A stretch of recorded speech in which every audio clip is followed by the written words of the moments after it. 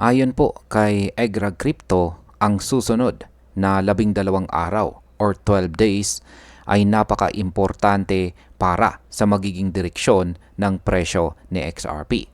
May sinabi siyang kondisyon na kapag nangyari ay maaring maging susi sa mas mataas na galaw ng presyo. Ngayon, pag-uusapan po natin ang lahat ng detalye nito kung bakit napakahalaga ng $3.30 na presyo. Ano po ang ibig sabihin ng kanyang mensahe na be smart and patient at kung ano ang pwedeng mangyari sa market depende sa magiging resulta. Ayan, bago po tayo magpatuloy ay pakibasa na lamang po muna ang disclaimer dito po sa ibaba ng ating screen. At simulan po natin sa kung ano po ang mahalaga sa susunod na 12 days or 12 araw. Sabi ng analyst, ang susunod na 12 days ay critical para sa future or hinaharap ni XRP. Ang dahilan ay malapit nang magtapos ang buwan at kailangan na makita kung saan magsasara ang monthly candle. Kung mananatili sa XRP at siya ay magsasara ng candle sa presyo na lampas sa $3.30, ito raw ang magiging launch pad para sa mas mataas na galaw ng presyo. Kung makumpleto ito, pwedeng magsilbing malakas na base ang $3.30 para mas lalo pang umangat si XRP. Ang impact po nito sa market ay pwedeng magdala ng panibagong wave ng buying interest, lalo na mula sa mga malalaking traders at saka institutions. Ngayon ay ano po ang kasalukuyang position ni XRP sa market? Sa ngayon ay nasa $3.01 itong si XRP. Ang kanyang market capitalization naman ay nasa $179 billion at may circulating supply po siya na nasa 59.4 billion tokens. Matapos po ang ilang buwan ng kanyang recovery ngayong taong 2025, nakuha na muli ni XRP ang presyo na $3, unang beses mula pa noong early August. Makikita natin na nasa gitna siya ngayon ng matinding laban ng buyers at saka sellers. Ang buyers po ay ipinaglalaban nila ang area na nasa $2.75 hanggang $2.96, habang ang mga sellers naman ay nagbabantay sa itaas ng $3.10 hanggang $3.30. Kaya dito po umiikot ang price action at ito ang nagiging battlefield kung saan susunod nagagalaw ang presyo. Ngayon kung sakaling manalo po ang buyers at maitulak po ang presyo pataas, tataas ang tsansa na mas lumakas si XRP. Pero kung manaig ang mga sellers, maaari po siyang bumalik sa support area na $2.75 hanggang $2.90. Ayan. Ngayon ay meron pong post dito sa Egrag Crypto sa kanyang X account. Ayan, sa Egrag Crypto ay meron po siyang 88.9k na bilang ng mga followers. Sabi niya rito, XRP 12 days to go. A monthly body candle close above $3.30 will serve as our next launch pad, activating the measured moves ahead. Be smart. Sabi niya rito, key reminder, be smart and be patient. XRP family, let's stay steady and strong. Together, we rise and soon we shall fly. Kaya yan, ang tindi po ng kanyang mga sinabi rito. Ngayon ay, bakit nga ba napakahalaga ng presyong $3.30?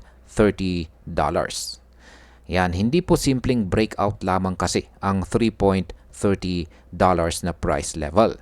Kapag nagsara si XRP sa monthly candle, sa presyo na lampas sa $3.30, ibig pong sabihin niyan ay magiging bagong structural base niya ito.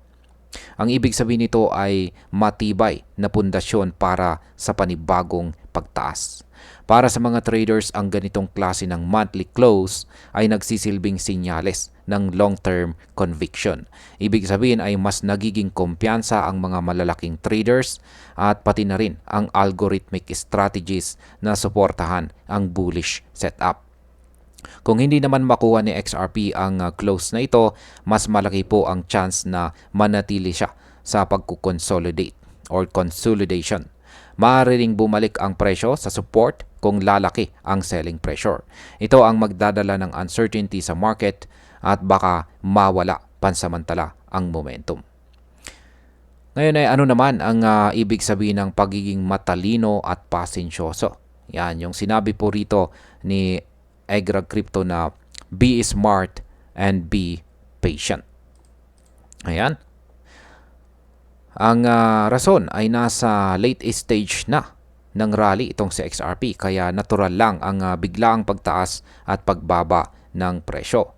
Kung masyadong padalos-dalos ang isang trader, pwede po siyang malugi lalo na kung siya ay gumagamit ng over-leveraging. Ang pasensya ay nangangahulugang hintayin muna. Yan, hintayin muna ang confirmation bago pumasok ng malaki. Ang disiplina naman ay ang pagsunod sa support at saka resistance levels. Kung susundin ito, mas magiging ligtas ang pag-trade sa kabila ng malakas na volatility. Kung maraming traders ang hindi makapagpigil at agad na mag-all-in kahit walang confirmation, posible itong magdulot ng biglaang correction na magpapababa sa presyo. Kaya napakahalaga po ng pagiging maingat sa panahong ito. Yan, ano naman ang pwedeng mangyari sa susunod na 12 araw or 12 days? Kaya yan, ito po yung chart ni Ginoong Egrag Crypto rito. Habang papalapit po ang pagtatapos ng buwan, lahat ng mata ng traders ay nakatutok po sa presyo ni XRP. Kung mananatili po ang kanyang presyo, yan, na lampas $3 at siya po ay magsara sa buwan, or magkakaroon siya ng monthly close sa itaas ng $3.30, malaki ang posibilidad na tumaas po siya papuntang mid $3 range. Kapag nangyari ito, pwedeng umabot po sa XRP malapit sa kanyang 2018 all-time high na $3.84. Ito ay magbibigay po ng napakalakas na bullish momentum at maaari pong mang-akit ng mas maraming bagong investors. Kung hindi naman magawa ni XRP ang close na yan, pwede pong maging sideways ang kanyang galaw. Maaari ring magkaroon ng mas malalim na retracement pabalik po sa support zone na nasa $2.75 hanggang $2.90 na price range. Sa madaling salita, ang susunod na 12 araw or 12 days ay parang nasa gilid ng tabak ang sitwasyon ng market. Yan, bilang panghuli, sa aking pananaw dito ay napakalinaw na nasa critical zone ngayon itong si XRP. Ang $3.30 na price level ay hindi lang basta resistance, kundi ito ang magiging susi sa susunod na galaw. Kung makuha po niya ito, posibleng makita natin ang pinakamalakas na rally na XRP ngayong taon. Pero kung hindi, maghihintay pa tayo ng panibagong pagkakataon. Para sa mga traders, mahalaga pong sundin natin ang paalala na maging smart at saka patient. Huwag pong basta sumabay sa hype dahil mas mahalaga ang tamang timing kaysa mabilis na aksyon. Sa ngayon, mas maiging mag-abang muna tayo sa magiging monthly close bago po tayo gumawa ng malaking galaw. At ayan, hanggang dito na lamang po tayo sa video na ito mga ka-crypto. Marami pong salamat sa panonood. Ingat po tayo lagi at God bless po sa ating lahat.